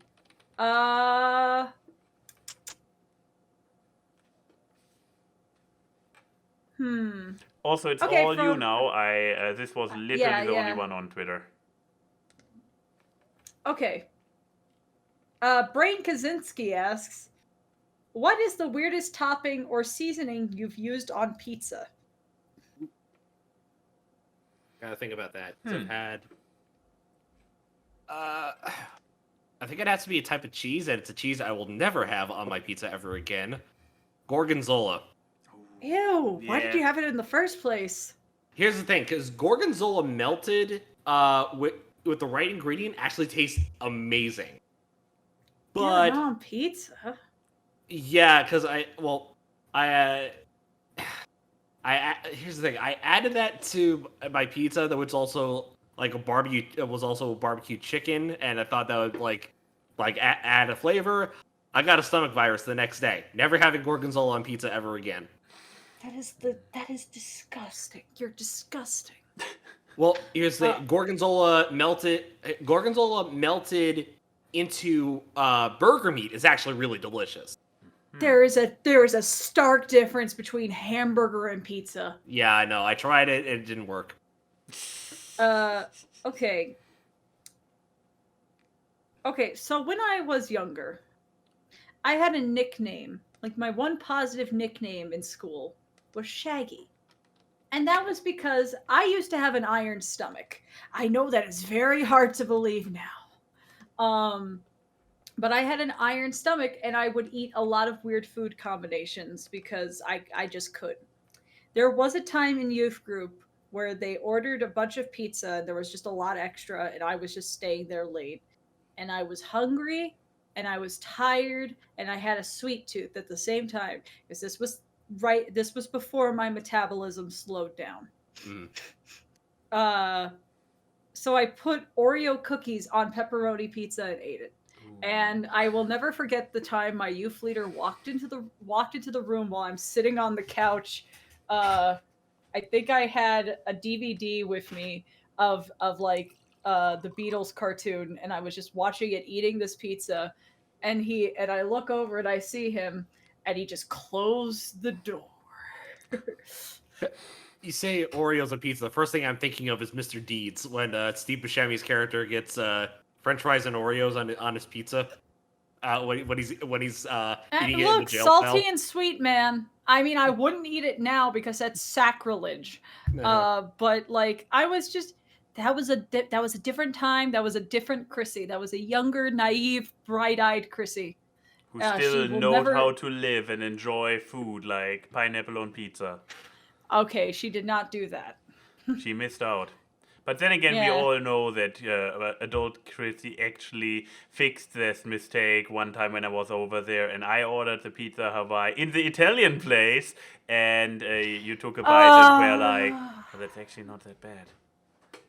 No, that didn't happen. I mean, you ordering the Hawaiian did happen Yes, in and this you took a small. bite and God, you were- God, I wish we could find that pizza place again. That place was actually really good for Los Angeles pizza. When we were walking against like the highway to get there in the dark. Wasn't California Kitchen? No, it was not It was just a small mom and pop place. Oh. I remember that place more because we had like one conversation that sticks in my brain forever of if we could associate drinks with each other, what would it be? And I said that he's black iced tea because he's bitter, but he's still good. And then he said that I was pink lemonade because sometimes I'm too sweet for my own good. They were just backhanded compliments. But yeah, so I guess that's mine. What about you, Max? You're willing to be dumb with pizza. Yeah, but here's the thing. I have the feeling you're a hard one to follow up with your cookies on pizza. Well, because I'm a gremlin, so that's just. I don't think I can top it. I mean, I had like fun experimental ones. I mean, one that we had, we every now and then have a pizza ready to roll out pizza dough, but then we put on our own ingredients, and we were out of tomato sauce. So, but on the other hand, we had a glass of pesto in the fridge that needed to be used That's up, normal. which went on Denim's half. It was not enough pesto, and I'm not that big of a fan of pesto. So I just took this big bottle of sweet chili sauce that I usually eat my fries with, and used this instead of tomato sauce. It was good, so it's not the weirdest thing, and I have ordered pizza Peking before at pizza places who do exotic mixins, and I believe they do the same thing. So I mean, yeah, I could probably think of your most regrettable pizza choice. Oh yeah, this was where I accidentally ordered the wrong one. Instead of Quattro Station or Quattro whatever Staciones, I accidentally clicked the one above it, which was Quattro Cheese, and one of them I believe was also Gorgonzola. So. Oh no, I wasn't thinking of that. I was Oh. thinking of you ordering buffalo chicken pizza Oh, for yeah, the first time. that. I'll I like quickly- hot. Hey, I like buffalo hot chicken food. pizza is delicious. No, let me explain this story. It's one of my favorite stories. So me and Max were getting ready for Brony. This was BronyCon 2017 or 2019. Oh no, you're right. It must have been. It was Brony. it was 17. 2017. Yeah. Yeah, it was Okay. 17. Because we weren't staying at the BronyCon hotel at this point. We were in the one across the street. And it requires And Brett to be there for the story. Yeah. But no, because he Brett wasn't wasn't there he- for this. yeah. Brett wasn't there for this part of the story because you No, and but I he got later. in earlier. But he later got in in. Dallas. He Yeah. wasn't in Dallas, which is why it must have been BronyCon 2017. Yeah, but point being, so we're there before everyone, like the day before Wednesday evening, and it's super late, and we're both really hungry because fucking I had to wait so long at the airport for Max to leave because the luggage turnstile was taken up by another flight. It was a whole thing, and there was a pizza place, and we're looking at the menu, and I was like, oh, do you want to get like wings or something? And Max, remember this part of the story, is like, oh no, it's too late, I don't want to eat anything too hot, like, and then he's on the phone with this guy, and he's like, yeah, so I'll take a large buffalo chicken pizza. And I'm sitting there like thinking, this man knows that buffalo chicken is like spicy, right? No, I He knows literally this. did not. He knows this. And we're sitting on the bed eating pizza, and he takes a bite. He's like, why is this spicy? And I was like, Max, it's buffalo chicken. That's spicy. I've never heard of buffalo chicken in my life. And he just keeps eating it, and I'm like, Because why I are was you still fucking eating hungry. it? Something was just up with that pizza too in general, because both of us did not feel well the next day. And Brett comes in and he's like, hey, could I have this extra pizza in the fridge? Yes, please do. Go, have some. Yeah, despite my hunger, I was only able to eat one slice or two. But yeah, and then Brett came in and was like, oh yeah, that's hot. Yeah, because You mentioned buffalo chicken pizza. I'm literally sweating at just the thought of it. Yeah, but it's so. But like, I mean, human buffalo, psyche is amazing. It's buffalo so good, chicken though. is not hot in my. Buffalo sauce is mild to me, but also I'm a Yeah. freak. So, but yeah, it's a medium for me. it's mild. That's a baby sauce for babies. But okay, let's see. All right, I like this one. This one's a creative one. Ooh, Alex the Boob Crow asks, "It's time to stretch those creative brain wrinkles. Come up with a new OC and then have them be as silly as possible, both in concept and execution." Okay, so for the sake of time, I'm going to pitch a little reworking of this question.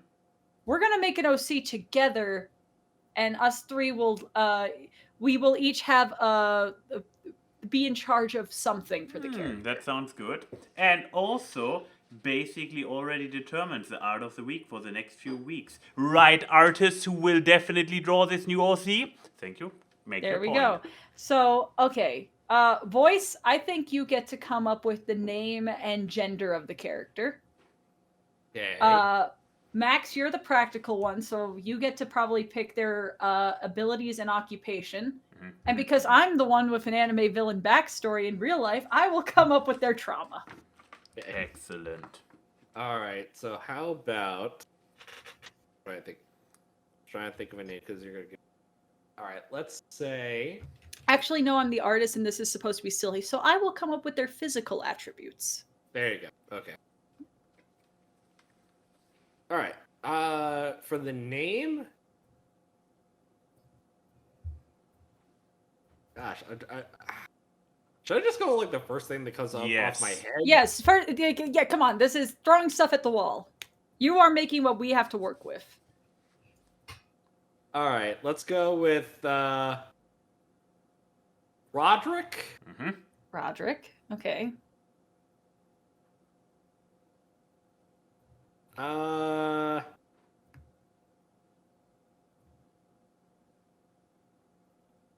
I'm trying to think of a silly last name. Let's go with.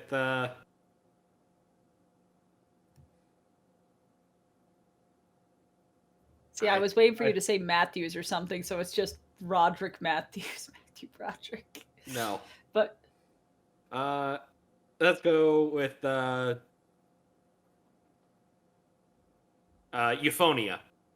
Okay, Roderick Euphonia. Spelled EUPH, like the euphonium. Okay. Wait, that euphonium is. It's an instrument. It's a brass instrument. It's like a mini tuba. Okay, mini tuba. That I can. Pop Okay. So yeah, the Roderick Euphonium. Anything else about him that voice can cover before I'm moving on to occupation? Okay, and why powers? don't you pick like a species? Is he human? Is he an alien? A mutant? What is the setting? Fantasy creature? Give us a setting and. Yeah. He is.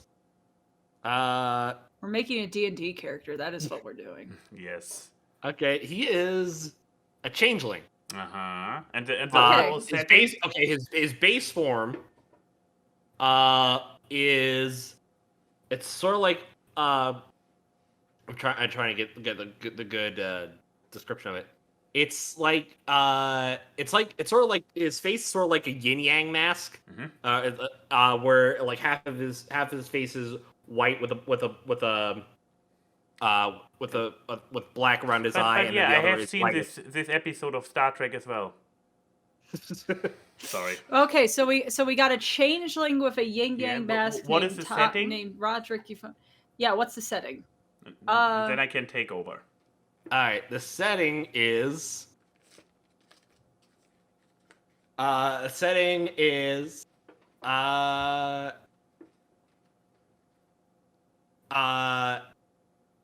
let's go generic. An arts and music festival. So in the real world. in the real world. Okay. Yes. Let's just make it real life New York City, and Okay. he likes to partake at art festivals. But he's still a changeling. Okay. Yeah. But he's So- still a changeling. So, good old Roderick Euphorion, as you can tell by your whatever the last name was, you guys all heard it and know what it is. I can just not repeat this word. I'm physically not capable. Euphonia. Euphonia. Disproving what I just said 20 seconds ago. Anyways, so, good old Roderick is at this music festival for obvious reasons. If you see his last name, he comes from a long line of musicians. Or is he maybe impersonating one? Who knows, since he's a changeling. But yeah, all we know is that he goes by this name, and he's obviously therefore associated to the music festival because of family line. However, twist, his occupation is actually accountant. Like, not accountant for the music festival. Like super boring, like accountant for the IRS, like super like numbers guy, like sitting in his little cubicle. However, he has a power, obviously. Okay, yeah. Because what do music and accounting have in common? Producers. What? Pardon? Producers. Not what I was going for. I see what you did. Okay, but no, they both come with numbers. If you think about it, music, rhythms. Yeah, measures, beats per minute, all that.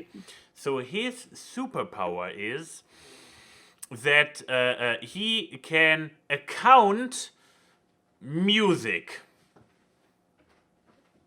So is perfect timing. Yes, perfect timing. This is exactly what I was building up to. Whew, good save, thank you. And this is where I input exactly. his trauma, what his character arc is going to be. All right. Because Mr. Roderick, he has these two sides of his life, the music side and his accounting side, both tearing him apart.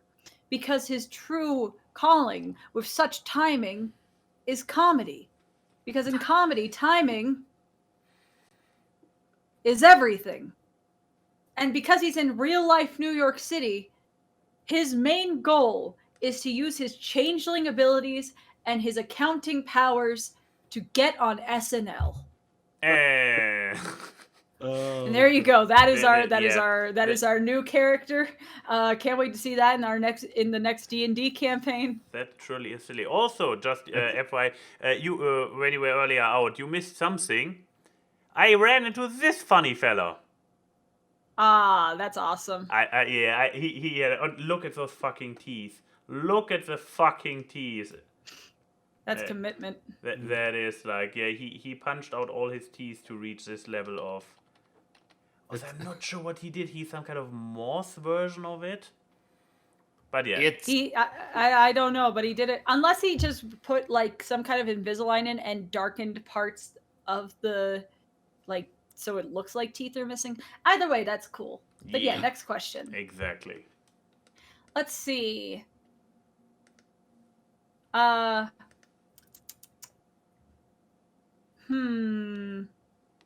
Okay.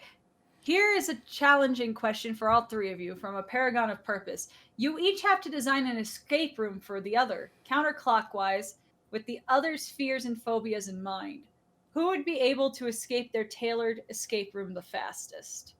Ooh. Okay. Yeah. So I'm going to change this up a bit. Okay.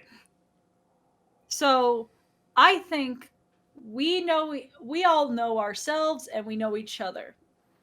Like how we work together to form Roderick, we need to form our escape room from hell. So, because I think like we need to just pretend that we are ethereal people that know each other, and we are punishing ourselves. So we each have just something that is the worst. And we could be funny or serious with it, I guess. I don't want to be too serious, because keeping phobias in mind, you're doxing a special thing about yourself with that. And mine would just be a lot of clowns. Clowns in tight spaces. But yeah, so. I feel like we should focus on what would be the challenge for the guest, because the guest is probably the person we know the least. Okay. I think I'm going to just put Voice's puzzle that he has to get is just a bunch of sports statistics, but they're all okay. incorrect. So basically just correcting the statistics based off of news. Yes, because the thing is, you like to be right. You are the voice of reason, after all. Okay. So if you're constantly in a puzzle that contradicts what you think, so it's facts that you don't like, and it's usually stuff insulting the things you do like. So that is your puzzle you have to get over, is your own pride. Like the Jets have only won one Super Bowl in over God knows how long. Yes. But you need The to miracle put in the answer that's hidden in the room, even so it's that it's the wrong one. I'll Exactly. still put it in. But I it's want to get out of the room. You have to admit that it's correct, though. So that's your puzzle, is just having to be wrong for the sake of being right. Okay. Now, okay. All right. Now, Voice, you and I have to come up with something for Max. Ooh. Okay. I have an idea, but I want to hear your idea. Let's see. I don't know. Maybe a translation thing. Like. Make it a memory thing. Max has to remember an actual thing by an actual full English paragraph by memory, and he can't get it wrong. That would be a shitty one to do. Be like Euphorion. Yeah. Yes, exactly. Euphonia. Definitely what I just said. There we go. See, mine was going to be more unfair because I was just going to have a transparent wall maze with his ferrets, and Max has to guide them to get to the part of the puzzle that actually unlocks it. So that implies that the ferrets that implies that the ferrets respect him enough to make that happen. Yeah, I would just curl up and give up. There is no way in hell that I can get them to do anything that I want them to do. All he has is a little thing of paste and being like, "Come on, get over here." Okay, now suddenly it's super easy. I mean, I don't know how easy it would be if it's behind a glass wall. I don't know if they could smell it from that point. Yeah, okay, if they can't, then it's pointless again. You have to get their attention. That's the big thing. And that point, you'll just give up and die. Yeah, I will eat the paste, and once it's the only source of nourishment, and then. So we have, yeah. So we have translation. We have making fun of your use of your second language.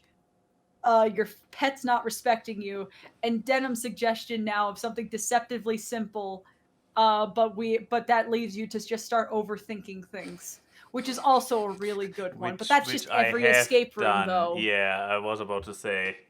That's just every escape room. We're trying to be unique. Okay. All right. Me time. It'll be very hard. We all know that I don't have many issues. Oh, I have an easy idea to make an impossible escape room. But yeah, boys, go first. Well, let's go with the art track. Oh no. Have you ever done the one of the what's wrong with this, the what's wrong with this picture stuff? Yeah. Or the multiple choices. Wow, which one of these is different? Yes. Is it going to be one of those where all of them are actually the same? Yes, but the amount. Roughly, but the amount is about let's say about 500. You have to pick the one that's different. Oh God, it would be like having that pointillism painting of a day at the park, and I have to point out which points are. That's awful. To make it okay, but to add my piece of flavor to it, so you have Voice's puzzle, but you also get an option. To do a different one. Yeah, no, you have the option to either do voices puzzle, which will be a nightmare, or you can just walk around it through the door on your right. But in order for this door to open, you have to accept gifts and compliments. Ah! Oh, no! Oh god, it has to be from like you, Brett, and Lauren, because that would just make it so impossible. It's like no. I do the puzzle that Voice came up with. I'll do the 500. I just look over at the door, and you three are just standing there like, stay over there. You're doing great. No. Oh, I hate that. Don't use my weakness against me. It's not my fault that I don't have any. Okay, so we have the translation. We have your pet's not respecting you. You overthinking. We could do the same situation where you have to accept. The door on the right is just me giving you gifts, which I know that you hate. So there you go. It's just a birthday party. There you go. There's that question. I think we have time for one more question. Then we can do the FMK. Then yeah. Oh no, we have some short questions. Cool. Okay, so this one's from Darth Raven. What is a favorite moment in a show you have watched recently? So this works well for you, Max, because it's specifically talking about recently. Ooh! My memory is working in my favor. But yeah, Voice, anything from Monk, or have there been other shows in your life? Well, there's season 2 of Ghosts is out, which, by the way, everyone should watch it. Wait, is this a show you talked about last time? This British show in the... damn it, I haven't come around to watch this yet. Damn it. You need... Yeah. I did. But if we are going Monk, it's probably my favorite episode, Monk Meets the Astronaut. It's with Jeffrey Donovan from Burn Notice. He basically plays a killer. And one of the best moments in the show is when Monk is chasing down an FA-22 down the runway in order to stop the murderer from getting away, and he just stands there on the runway until the MPs and the San Francisco Police Department come to pick him up. All right. Let's see. I mean, obviously, the Bellows fight in the new Owl House special is up there because that was really good. But I could just say the entire Owl House special. Okay, one of my favorite moments, because I've rewatched the new TV series version of Don't Hug Me, I'm Scared again, because you can watch the full series on YouTube. There's a moment in the last episode that if people have watched it, it's the scene with the human character at the end where she yells, "You're not my real son!" And I think that's really good. Basically, the entirety of the Don't Hug Me, I'm Scared show is my favorite moment. That show's so good. And I really need to just force people to watch it. I can do that with at least one person I know. You like puppets. That's one statement that out of context is interesting. But yeah, so I guess that those are mine. But what about you, Max? Use your recent memory. Here's the thing: I just had one, but then I listened to yours, and now it's gone again. Fuck! What was it about my memory? Oh, it was it from Owl House or no? Like... I did not go with Owl House, which obviously is an easy choice. But then I would have to pick one scene of this entire special, and it's like they're all my beloved children, except for some that are not. A special that is 50% montages. I remembered. So since I believe in the past I have, or at least on this show, or maybe just in my mind or elsewhere, shed a lot on Komi Can't Communicate. Especially because some poor people claim that it's more wholesome than Nagatoro. Where it's like, if you go by first episode, I will 100% agree with you. There is no doubt. But starting episode 3, Comey turns into such a disturbing mindfuck because all those characters are abusive, insane freaks. All that get added after the second episode. Now, the first childhood friend is a weirdo, but it's a good character who actually is a friend because everybody else is just a fanatic who is for some reason smitten by Comey. But favorite moment. So coming in with that. In the second season, finally, like in the last quarter, they introduced 2 new characters who just interact with Comey on a school trip, and they are just friends. They are even outside of this show, which has problems with displaying healthy, not disturbing friendships. Even outside of this show, it's just like this. But in this show, it works so much stronger. You have those absolutely nice, wholesome characters who get to know each other and you are like super awkward around each other, but they grow over this span of 1 episode and are just good friends by the end of it. And it's like, oh, you see, it's possible without magical animals popping, without psychos, just characters interacting in a nice, charming way. And yeah. Yeah, there you go. Also, thank you, Wolfhead, for stating what my hell would have been like, because he was like, he wrote what would happen in the escape room if I chose the right door, with you saying like, oh, Chrissy, you look nice today, and me being like, ha, fuck, no. Yeah, that's accurate.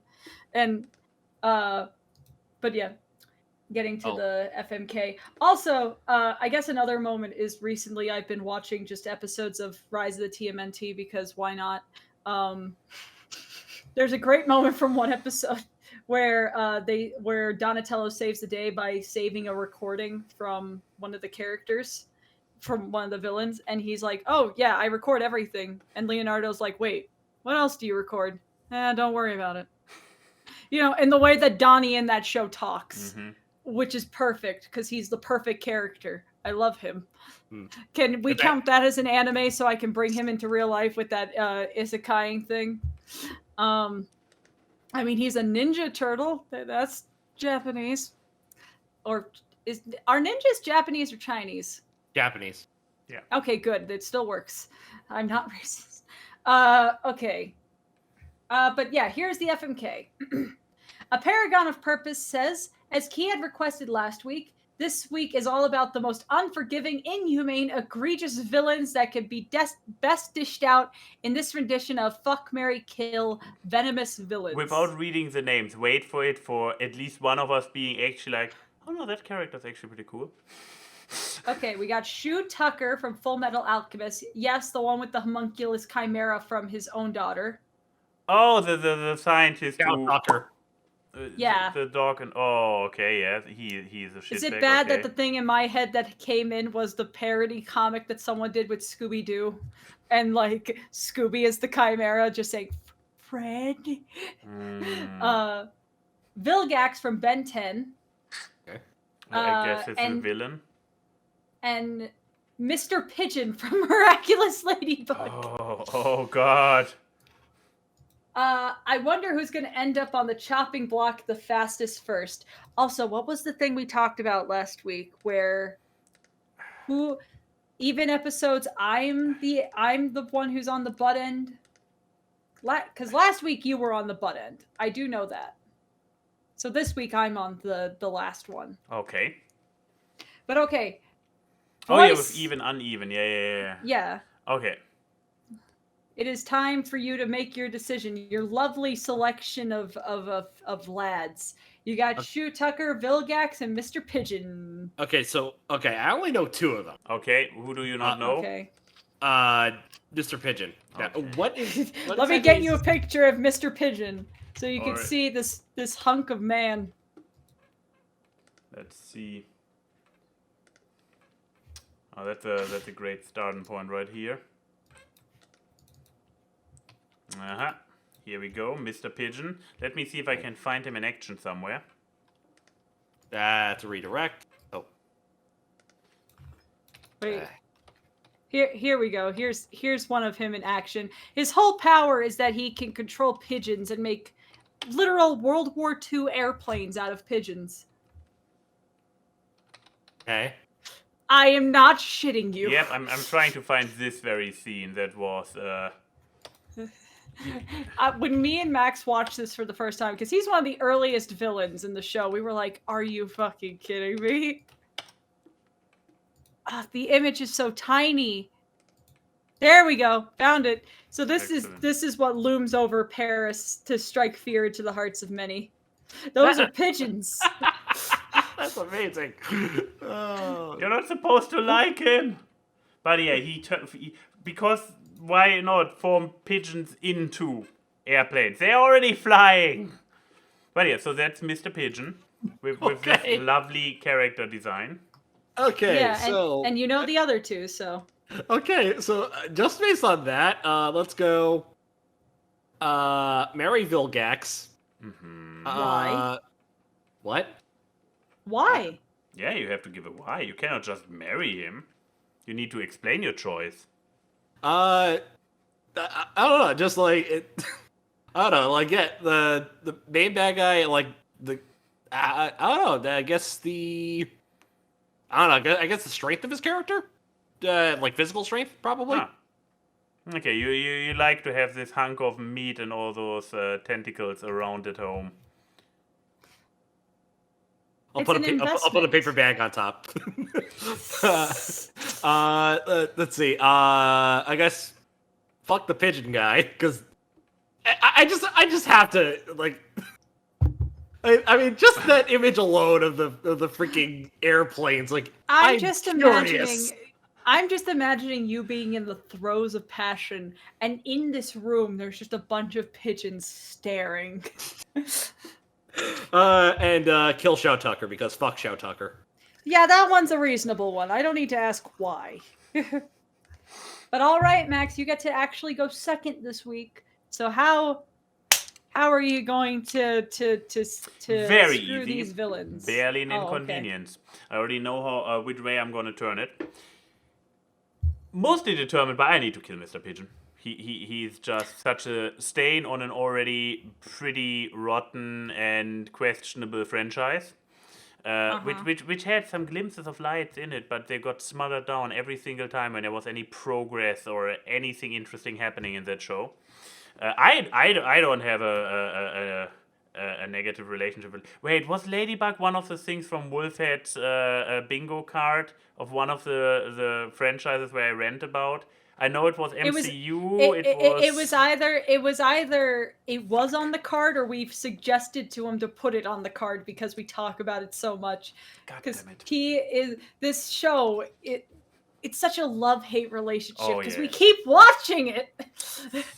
Yeah, and unlike the MCU, then again, do I still want to continue Ladybug? I mean, it has an end in sight. That alone, the fact that there is a reasonable end in sight, and it's linear. There is an end in sight. That is already like it respects. Ironically, Ladybug respects my time still more than MCU. Than the MCU.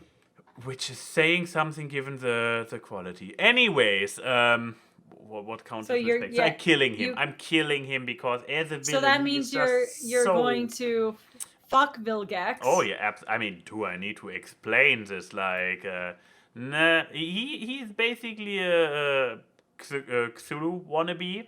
Yeah, he has them tentacles going on there. Yeah. He has, and I mean, what's more attractive than fucking a guy whose arch nemesis is a 10-year-old boy?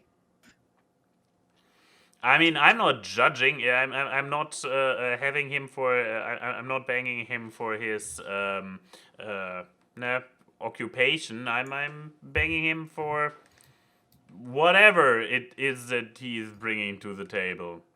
Tentacles, I guess. Yeah, I guess. But yeah, tentacles. So please explain why you're marrying morally the worst character on this list. Oh, very easy. He's obviously a family man. Huh? He has a daughter. He has a dog. He has experience in having a family. Does Vilgax or Mr. Pigeon have any any background that hints towards a family? No, says a guy who hasn't watched a single episode of Ben 10 and therefore wouldn't know.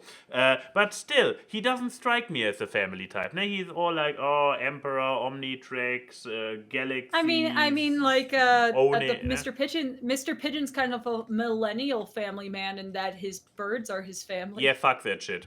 Birds are flying rats, and rats are cool. So this is kind of How contradictory. dare you? Don't insult birds in general, if just because you don't like pigeons. No, pigeons are like flying rats, but without the intelligence and the coolness factor. Pigeons are an epidemic that we caused. Pigeons used to be pets, and then we fuck them over. We can't just call them rats. You know what? You and that guy are made for each other. There we go. Yeah, but yeah, no. This guy, a family man. He has a steady job as a scientist. I don't see any backdraws with him. He seems like a very steady, healthy guy. I know one. Pray he doesn't go into debt. Yeah, that would be inconvenient. Anyways, He kind of looks like an older version of you, so it'd be a narcissistic marriage as well. Oh no. I'm just saying, I'm gonna put an image in the chat so the audience can see. I'm not wrong. Oh, yeah.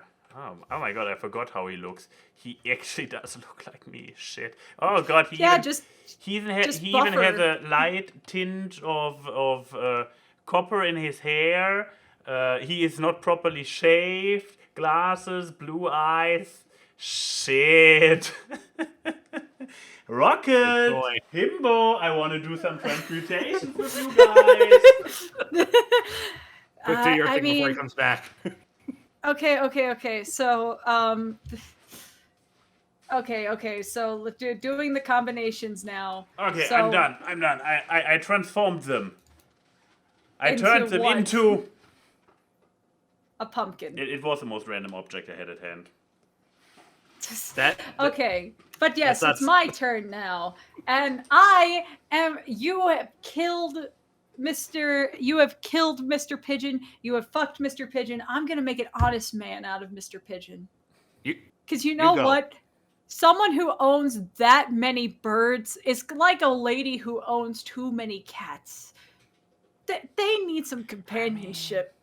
There's also a little bit of a Queen of England situation going on there. Like, those are just all the pigeons in Paris, and they just kind of belong to him. It's not like he actually takes any responsibility or ownership. But okay, still, fair point. Yeah, He definitely needs companionship. That is for sure. Yes. And look, I love pets. I think I owned a bird back in the day. Well, my dad owned a bird, so technically I owned a bird. And I think I can help him have a healthier relationship with that. And with that means he'll probably get akumatized less. So overall, I am more of a superhero than Ladybug in that way. Because without him having companionship, he got akumatized like 72 fucking times. Yup. But yeah, so that's mine. I'm gonna kill Vilgax because I'm just gonna do the job that Ben couldn't. Look, the guy is like an evil emperor that obviously wants to take over the world, the galaxy even. I don't think that will be fun for anyone involved. And look, if I could, this whole situation implies that I can kill him. If I can kill him without the use of an Omnitrix, I will be like the most superior person in the galaxy. I will be regarded as a hero, and I will get treasure and fame beyond my wildest dreams. I was still able to somehow get a gold digger answer out of this without marriage. I can have it all. Well then. And with that, why am I fucking Tucker? Why? Okay. Well, okay, he does it. His daughter and his wife are gone, so there's no strings attached there. I'm not ruining any. I'm not wrecking any home if the home's already wrecked. So that's a plus. he's fairly easy on the eyes. I mean, he looks like a decent silver fox. So at least it will be good looking. And look, given the shit he does in his spare time, he's a freak. And if you're a freak with the science, you must also be a freak in the sheets.